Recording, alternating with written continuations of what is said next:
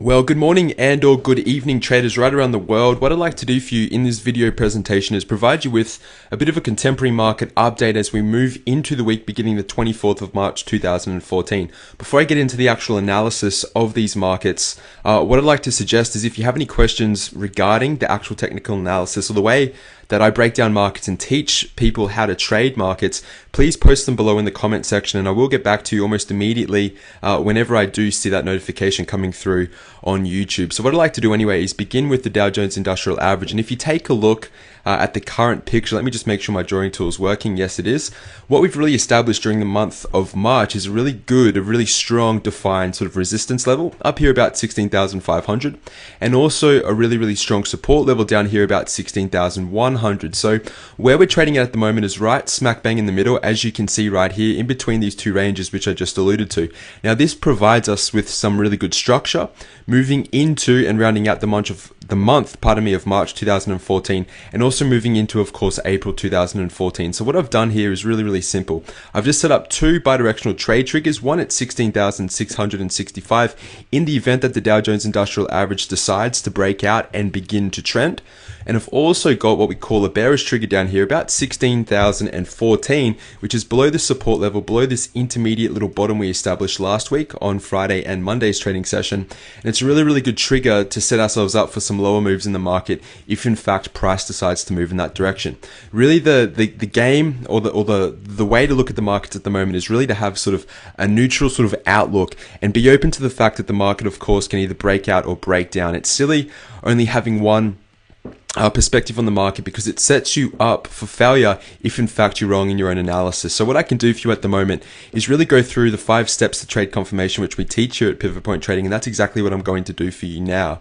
So first of all, just looking at basic price analysis, we could be setting up a little bit of a channel here on the Dow Jones Industrial Average where we just get those natural sort of oscillations between resistance and support. In other words, some form of a short-term agreement on price, a period of consolidation which generally lasts for about 6 months. Now I don't think the market's going to be range bound for that long, but it's definitely a possibility. If I bring up the oscillating indicators, you can see we have had that moving or exponential moving average cross, which is interesting. However, we haven't broken out above resistance. So that signal there in and of itself isn't really validated until we get above our trigger, which is set up here about 16,665. If we look back in a week's time, and the market decides to move bullish, we can say that, hey, maybe the 50, the 10, and the 20 acted as short-term support. But generally when we're in a range-bound market, or at least a sideways moving market, you don't really need to pay too much attention to those exponentials because they give us deceiving signals and signals which aren't really, good buy or sell signals based on those exponential moving average crosses. So you can see we've got our bearish trigger set up nicely below all three. The long-term trend, of course, what we call the primary and also the intermediate trend of the Dow Jones Industrial Average is definitely bullish. You can see the 100 and 200. They're both rising and they're both supporting price. Most recently, during February, the 200 acted as support, and again even more recently anyway, last week anyway, on Monday's trading session, you can see we got that strong Morobozu candlestick right off that 100 simple moving average. So this is definitely going to provide us with some short-term support, but in the event that the market decides to sell off, we do have that trigger set up really nicely there at 16,014 points. If I change to the oscillating indicators, this is what's a little bit concerning in the way of getting a bullish breakout this week. You can see that the natural oscillators, we've got the stochastics, we have the RSI, and we also have the MACD. They're really in reset mode. Now what this means is that even though they're giving us sell signals at the moment, you can see the stochastics has got a very bearish slope to it. The RSI is very neutral, and we do have that bearish cross in the MACD. What this could simply be is just a short-term consolidation pattern before we get that next bullish move into the market. Now, generally what happens is if we get these crossovers, just like in the month of November and December, you can see during this period here when we got these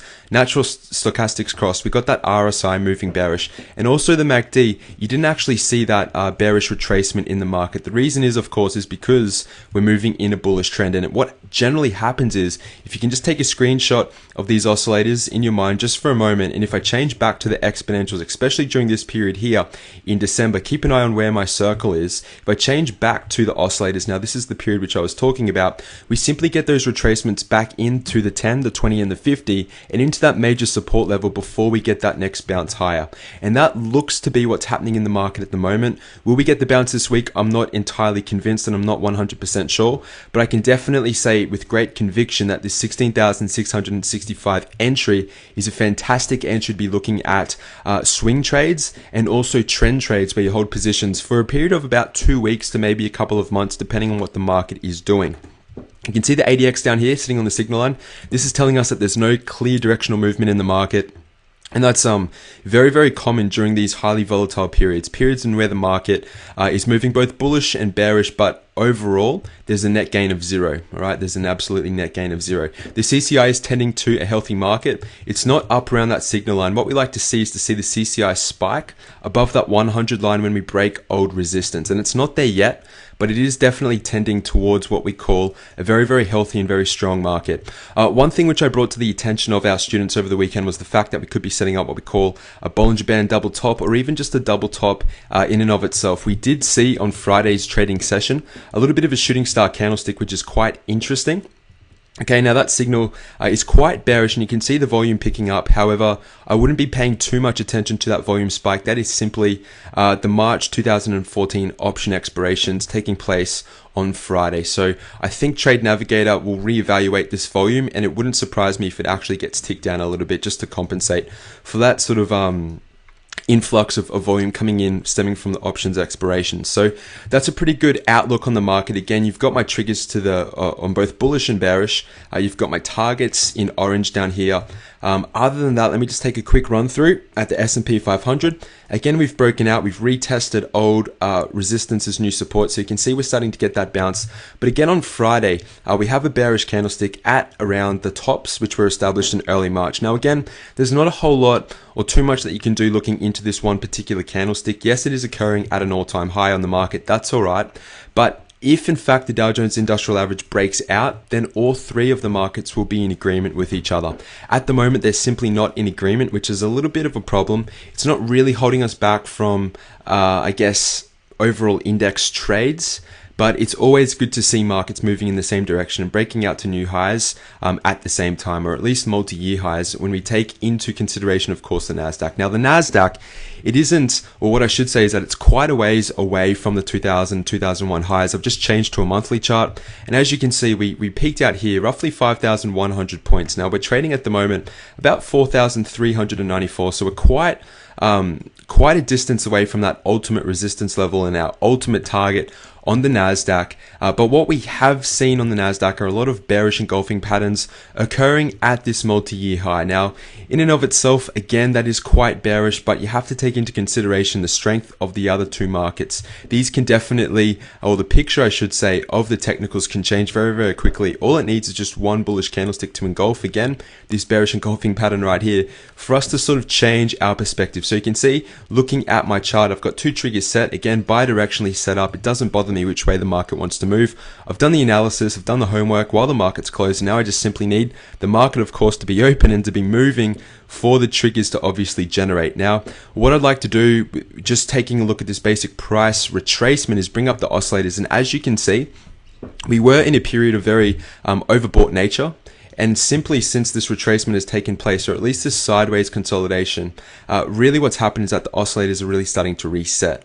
So although we haven't seen that bearish movement down, what this could simply be doing is setting up for what we call a little bit of a pullback into those exponentials before we get that next move higher. So that's really what I'm anticipating in the markets anyway. It would be a little bit of a surprise and a shock if we do close below these bearish entries set up across all three of the US indexes. But hey, if they do trigger, it's not going to stop me from entering into, relative put contracts on the Qs, the SPYs, the DIAs, and also looking at some bearish moves in our top 12 individual trade list. If you're interested in Apple, if you're interested in Amazon, AXP, Baidu, Caterpillar, FAS, Google, HD, JPM, Netflix, Starbucks, XOM, a really good resource for you is what we call Pivot Point Pro. Now, this is a class which we do over the weekend. It goes for about an hour and a half each weekend.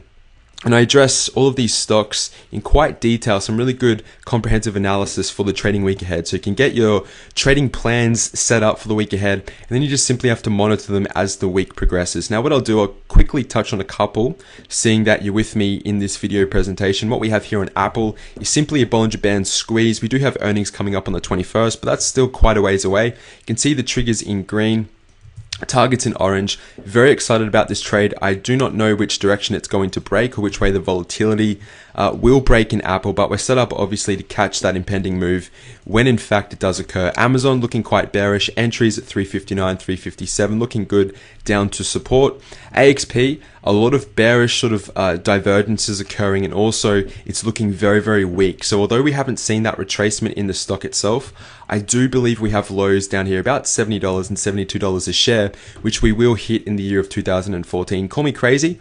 And again, that's okay, but hey, I've got triggers set up. I'm not in any positions on AXP, but I do see a lot more downside potential than upside potential. Please be aware that earnings is also coming up on AXP, so that could definitely change the picture of the technical chart that we're looking at the moment. Baidu, again, breaking down from our trigger last week, 163.47, looking good, moving down to 152.78.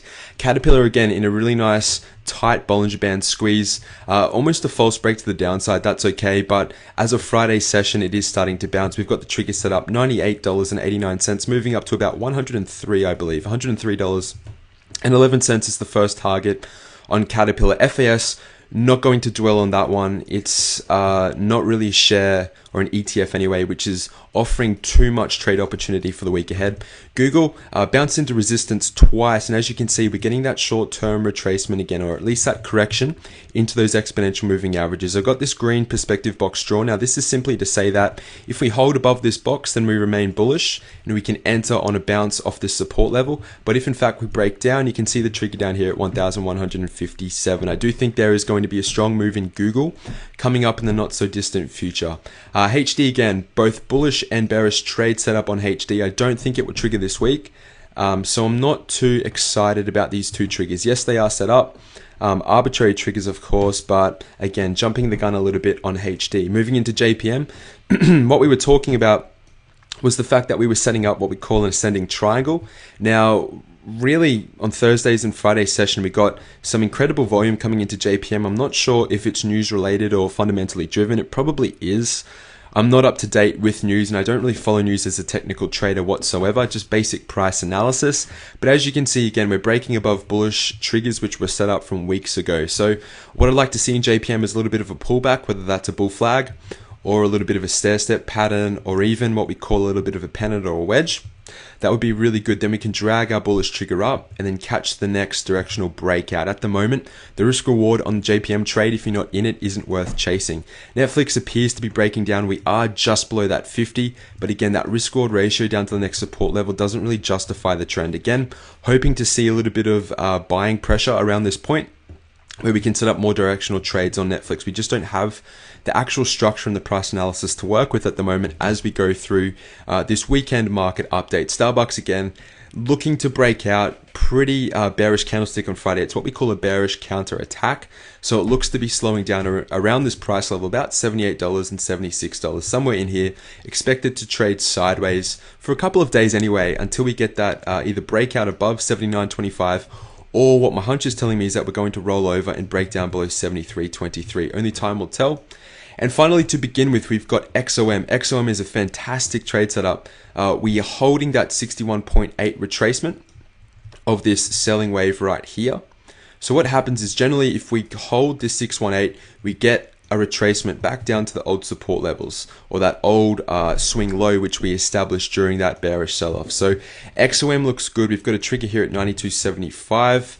Other than that, ladies and gentlemen, thanks a lot for joining me on this weekend market update. Again, if you have any questions, post them below, or if you want a trading scholarship, sign up to our sign up to our internet website at pivotpoint-trading.com, and you'll get 8 lessons, 12 hours of premier trading content, leaving you with at least a foundation for approaching the markets and learning how to trade successfully technically. Thanks a lot, everyone. Goodbye.